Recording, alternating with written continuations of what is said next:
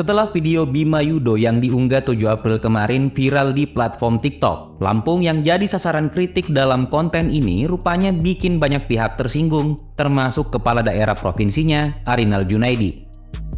Bima lantas dipolisikan karena unggahannya itu. Bahkan orang tuanya sempat menerima makian dan intimidasi dari sang gubernur.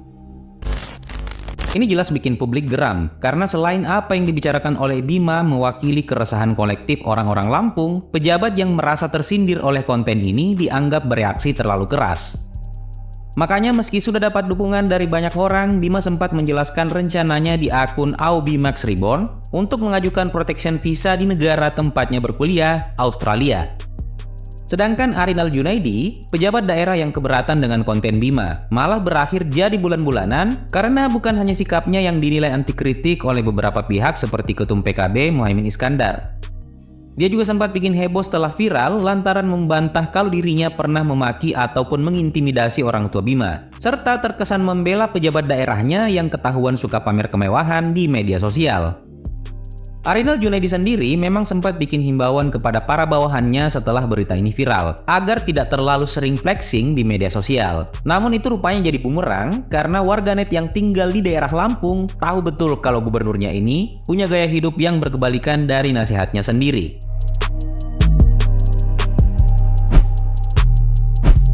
Lahir di Tanjung Karang pada 17 Juni 1956, Arinal Junaidi adalah kader Golkar yang berkiprah sebagai politisi di daerahnya sejak masih muda. Saat masih menempuh pendidikan S1 di Fakultas Pertanian Universitas Lampung atau UNILA, dia sempat mengurus berbagai organisasi kemahasiswaan intra dan ekstra kampus. Mulai dari Ketua Umum Senat Mahasiswa Fakultas Pertanian UNILA dari 1978 hingga 1980, kemudian pengurus Dewan Mahasiswa Fakultas Pertanian UNILA di rentang yang sama, serta jadi Ketua Umum Himpunan Mahasiswa Islam atau HMI Cabang Lampung pada 1981 hingga 1982.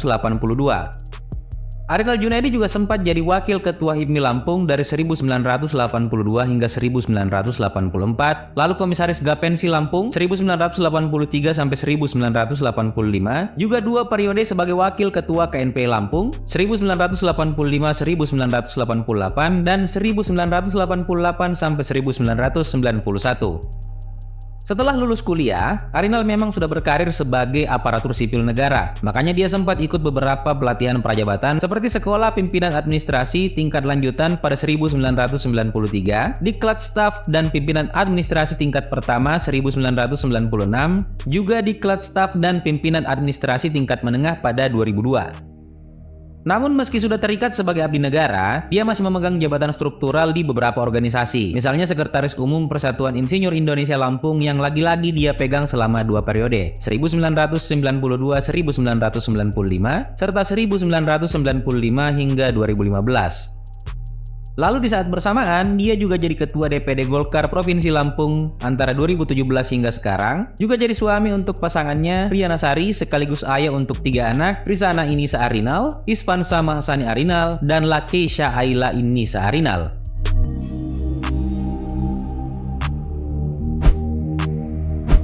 Di luar kontroversi Arinal yang belakangan viral, dia memang gubernur yang paham seluk-beluk daerahnya karena sudah bekerja puluhan tahun di berbagai instansi pemerintahan, entah itu tingkat kabupaten kota ataupun provinsi. Arinal Junaidi sempat jadi Kepala Administrasi Penyuluhan Dinas Pertanian Kota Madya Bandar Lampung dari 1986 hingga 1990. Kemudian jadi Kepala Administrasi Penyuluhan Dinas Pertanian Tanaman Pangan Provinsi Lampung antara 1990 hingga 1994. Lalu Kepala Administrasi Pengembangan Agribisnis Dinas Pertanian Tanaman Provinsi Lampung sejak 1994 hingga 1999. Kepala Dinas Pertanian Tanaman Pangan dan Hortikultura Kota Metro 1999-2001, Kepala Dinas Kehutanan Provinsi Lampung 2005 sampai 2010, Asisten Pembangunan Sekretariat Daerah Provinsi Lampung 2010 sampai 2011, Asisten Kesejahteraan Sekretariat Daerah Provinsi Lampung 2011-2012, Asisten Pemerintahan Sekretariat Daerah Provinsi Lampung 2012-2013, Asisten Pembangunan Sekretariat Daerah Provinsi Lampung 2013-2014, lalu setelah itu jadi Sekretaris Daerah Provinsi Lampung antara 2014 hingga 2016, sebelum akhirnya terpilih sebagai Gubernur Lampung sejak 2019 sampai sekarang.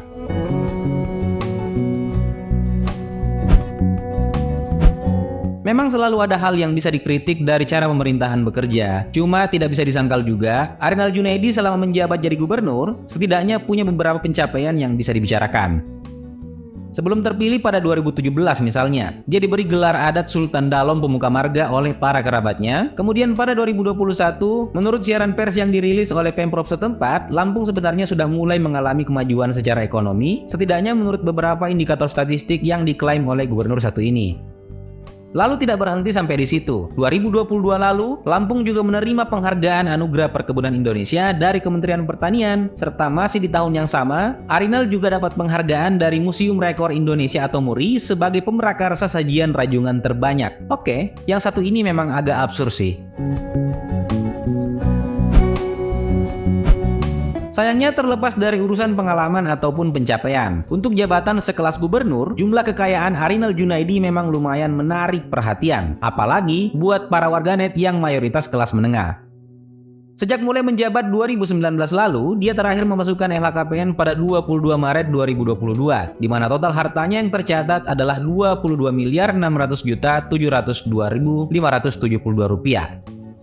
Meliputi 6 tanah dan bangunan di Bandar Lampung, Lampung Selatan, Bogor, Tangerang, dan Sleman dengan nilai keseluruhan mencapai Rp7.090.120.000. Kemudian alat transportasi dan mesin senilai Rp496.627.000 yang terdiri atas 3 unit mobil dari merek Toyota Minibus 2008, Toyota Camry 2013, dan Honda BRV 2016.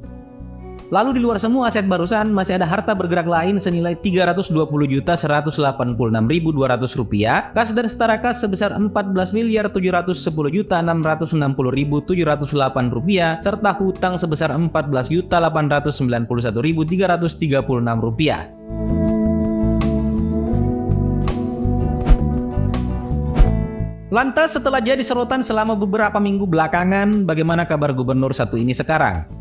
Kalau dari hasil pantauan di akun Instagramnya, ya kayak pejabat pada umumnya, Arinal masih aktif bagiin aktivitasnya saat belusukan, terus pasti bikin pamflet ucapan selamat pas hari raya. Masalah dengan Bima sepertinya sudah mereda juga sih, karena berdasarkan klarifikasi dari orangnya langsung, laporan di Polda Lampung sudah dicabut. Mungkin itu alasannya, sang gubernur masih gerah tiap ditanya wartawan soal rumor intimidasi. Cuma, sejujurnya ada satu hal yang cukup lucu. Karena meski Arinal dan jajarannya bereaksi cukup keras terhadap kritikan dari Bima Yudho, ternyata pendapat anak muda satu itu didengar juga sama mereka.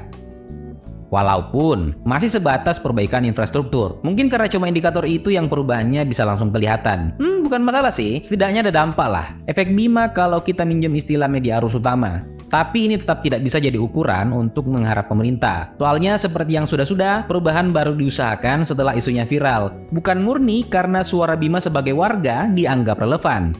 Jadi jangan terlalu berharap lah, ini bukan yang pertama kan, juga jelas bukan yang terakhir. Karena di luar sana masih ada segudang masalah yang jadi keresahan banyak orang, tapi masih diabaikan pejabat atau aparatur lantaran lagi-lagi belum viral.